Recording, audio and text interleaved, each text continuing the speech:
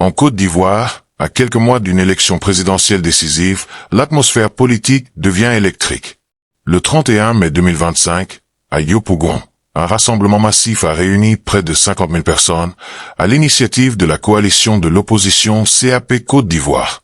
Cette alliance regroupe 24 partis, dont le PDCI de Tidjane Thiam, le FPI de Pascal Affi-N'Guessan et le MGC de Simone Gbagbo. Depuis Paris, Tidjane Thiam a pris la parole en visioconférence pour lancer une mise en garde. Il a révélé que selon le rapport 2025 du VDM Institute, la Côte d'Ivoire est désormais classée comme une autocratie électorale. Autrement dit, un régime qui organise des élections multipartites entachées d'irrégularités, de restrictions de liberté et de contrôle de la compétition politique. Le pays se retrouve ainsi à la 107e place sur 179, loin derrière le Ghana, le Sénégal ou encore le Libéria. Pour l'opposition, cette situation est inacceptable.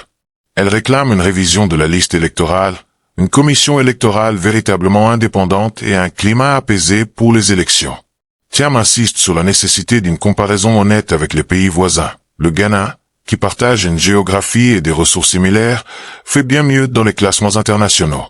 Sur scène à Yopougon, d'autres figures de l'opposition ont renforcé le message.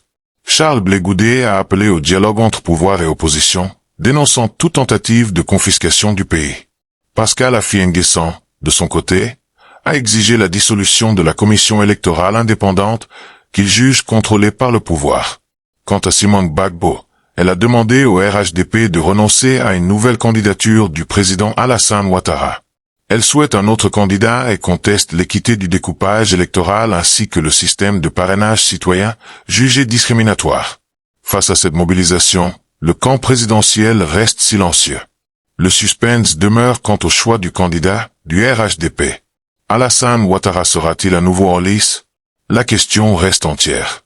La Côte d'Ivoire est à la croisée des chemins.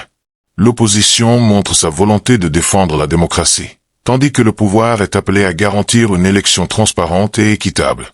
Dans ce contexte tendu mais crucial, les Ivoiriens attendent des décisions fortes pour éviter toute dérive et préserver la stabilité du pays. Le compte à rebours est lancé. À chacun désormais d'assumer sa part de responsabilité.